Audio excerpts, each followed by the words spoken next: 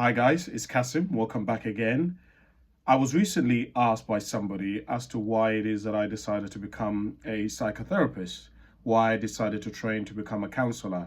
And I thought it was such an interesting question, one which I've reflected on a lot, one which I've thought quite deeply about for a long time, particularly bearing in mind that I'm somebody who's in my early 30s, and I'm thinking quite strategically about the kind of life that I'm trying to live, and trying to be intentional about how I move forward in the world. So let me give you some context in case you're curious about how I found my thing, how I found what I wanted to do. So it's not really a very simple answer, is how I would begin. It's not really like, oh, I kind of, some people know what they want to do from a very young age and they're going to be footballers, or they know they're going to be ballerinas, or no, they know they're going to be in entertainment. That was not my path to finding out what I wanted to do in life. I was originally born in Uganda.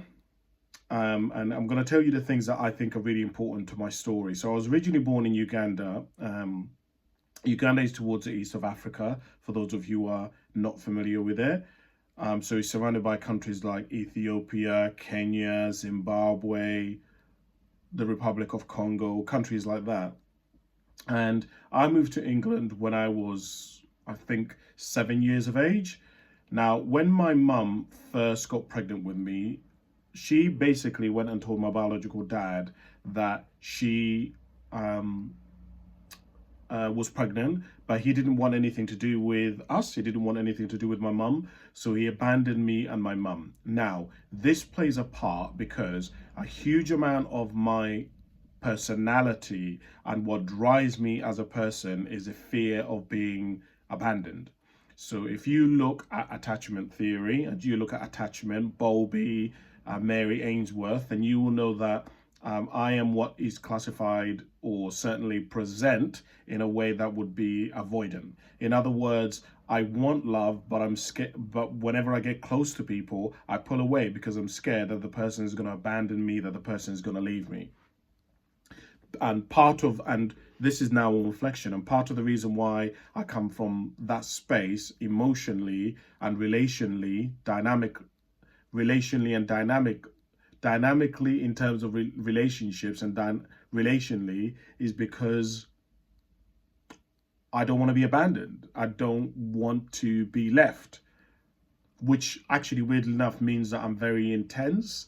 It means that when I love really deeply, and I'm very loyal, and I'm very invested in a relationship. But it also means, and this is something I've had to reflect on, it also means that I can become a bit too intense, like a bit too full on.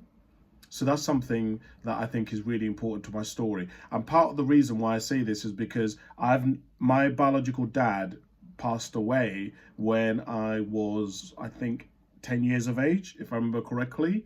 And so a huge amount of my story was, and when I was going through my life, was trying to figure out why a father would abandon their children. Why would somebody have a child and not want to take care of them and not take recognition for them and not take responsibility for them? Why would somebody do something like that? It just didn't make sense to me.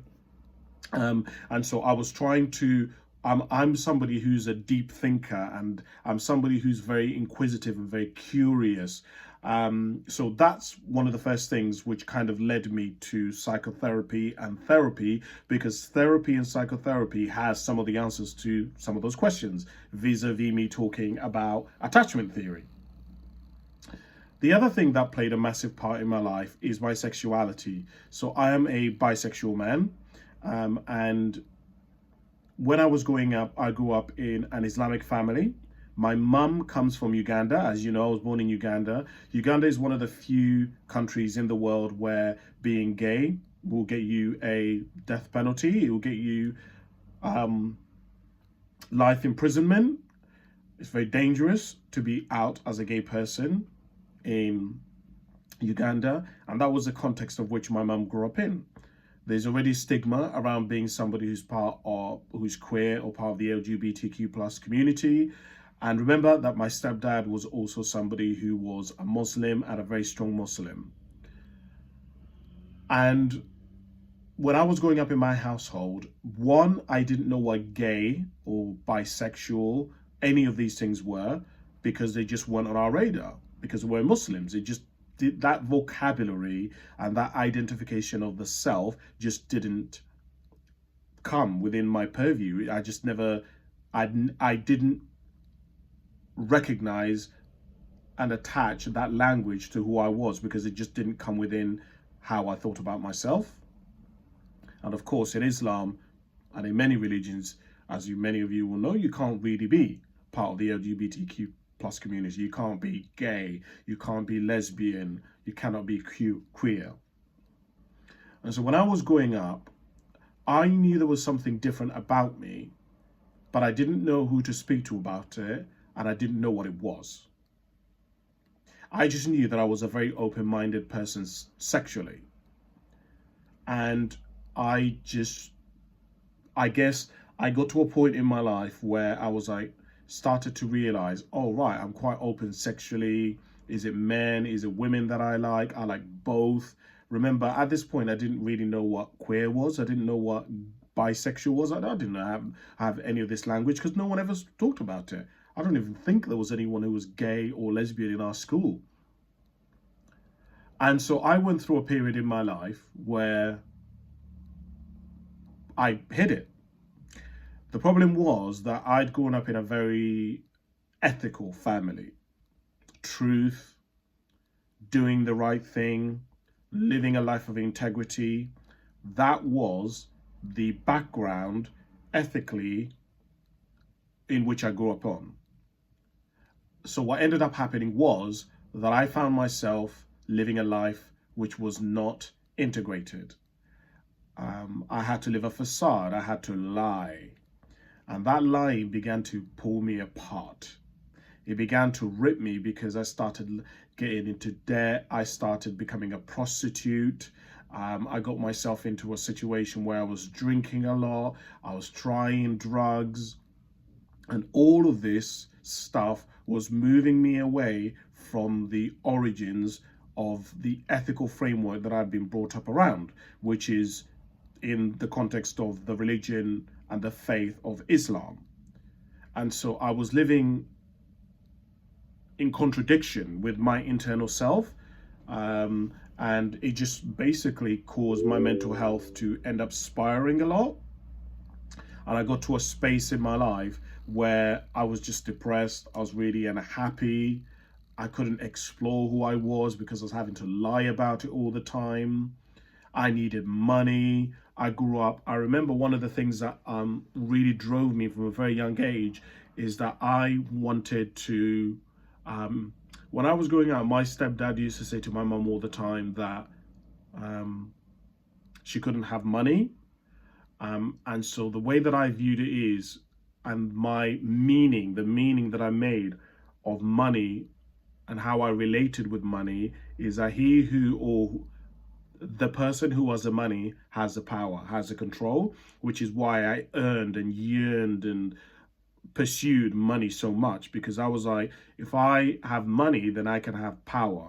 And when I was growing up, I felt like my stepdad tried to control me very much using money and using religion. There was a lot of shaming, a lot of guilt tripping, and I hated that. And remember that I'm already trying to explore my sexuality, but I'm trying to do it secretly. So there was a lot of shame.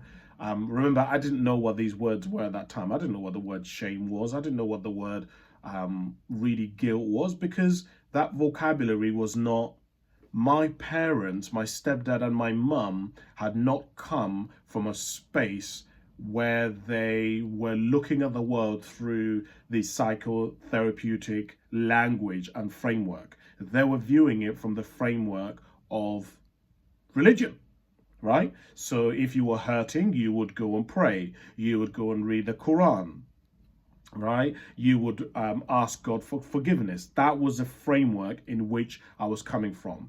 The problem was that I grew up, as Kasim, I grew up in an environment where, how to explain it, I had a lot of dualities. So, for example, I remember that I was growing up in a household where I was one of the only black children in my family, and the rest of my siblings were mixed race. And so I knew that my stepdad loved me, but I never felt like I belonged in my family. I never felt like my family was my family.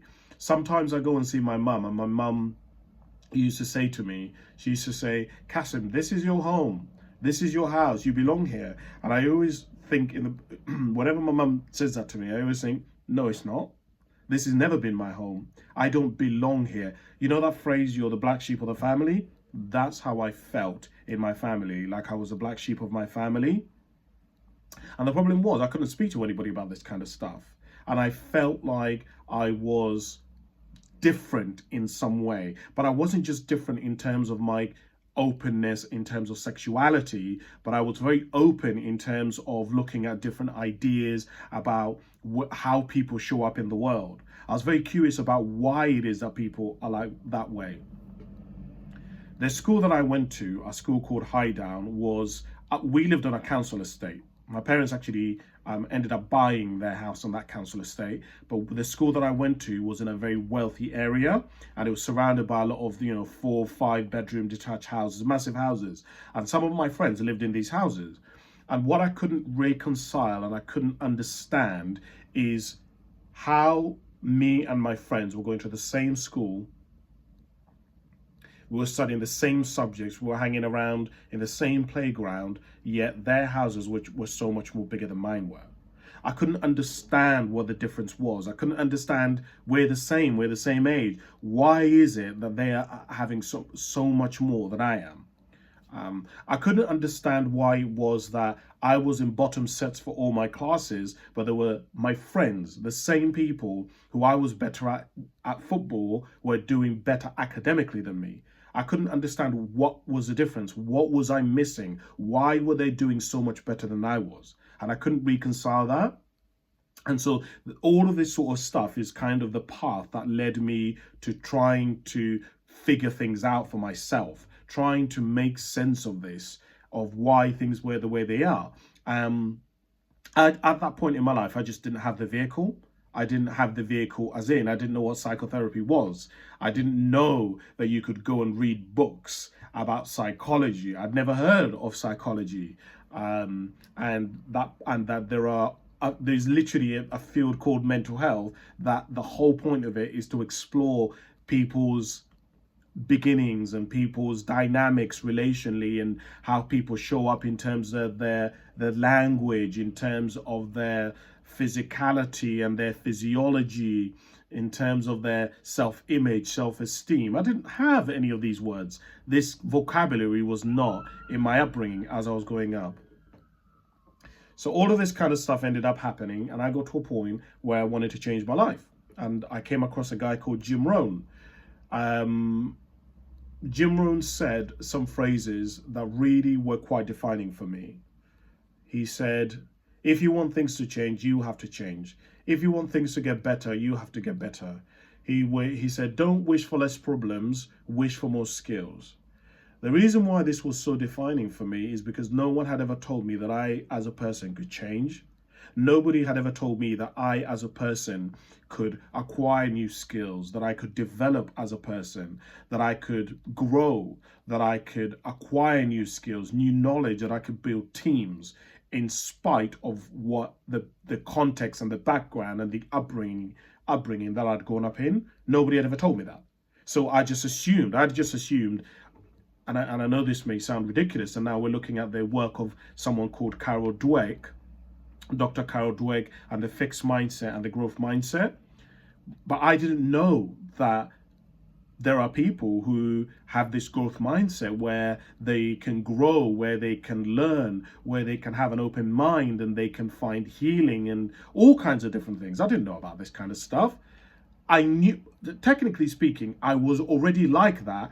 I just had never paid any attention to me. I had spent most of my life focusing on other people, trying to get love, trying not to be abandoned. I spent a lot of my high school year, just after high school, from sort of year 11 all the way up until about age 24, living in secrecy. which meant that I had to try and hide a lot of aspects of who I am. But I'd never flourished. I'd never shown the world who I was. I'd never allowed myself to be witnessed as I am, irrelevant of whether I'm going to be judged or not, or accepted or not. I'd never allowed myself to just blossom. You know, like a rose is just a rose. It is. It doesn't try to impress anybody. It doesn't try to convince anybody. It just is. It just grows and it blooms, and that is what it is. And I'd never considered that. So I started to look a lot at myself. That path then led me to working in a school. And when I was working in a school, I got into a lot of debates and arguments with students. And students would say to me, well, Mr. K, how did you manage to turn your life around? How did you go from being addicted to drugs to turning your life around, and being addicted to alcohol? And how did you manage to go from not doing very well in school to being able to work in a school? All of this kind of stuff. And to be honest with you, I didn't really know how I'd done it. I didn't know the path that had led me there. So I started to look at it. And that was where I began to look a lot at my story. What was my story? How did I end up where I was? What was my path? How did I change my life around? And then I started learning, exploring what principles and what fundamentals and what basics and what rules I'd live by in order to be able to improve my life. Whilst I was working in that school, I had a lot of kids tell me a lot of their secrets. They disclosed a lot of information to me, which meant that I was doing a lot of safeguarding referrals. And the lady who was the safeguarding lead said to me, my God, Kasim, why are all the kids saying so much stuff to you? They're clearly telling you a lot more than they're telling everybody else. What's going on? To be honest with you, I didn't really know. And what I discovered, and I'll tell the story in just a second, but what I discovered is that I didn't judge people. I didn't judge the students. I didn't judge the students because I couldn't judge the students because I'd made so many mistakes myself. So how can I judge students if I myself had made so many mistakes? And part of the reason why students shared so much with me is because I had a lot of empathy for them. I saw them very much from a trauma-informed point of reference, because I didn't judge them based on their behavior. What I was much more interested in is, I wonder why they're like that.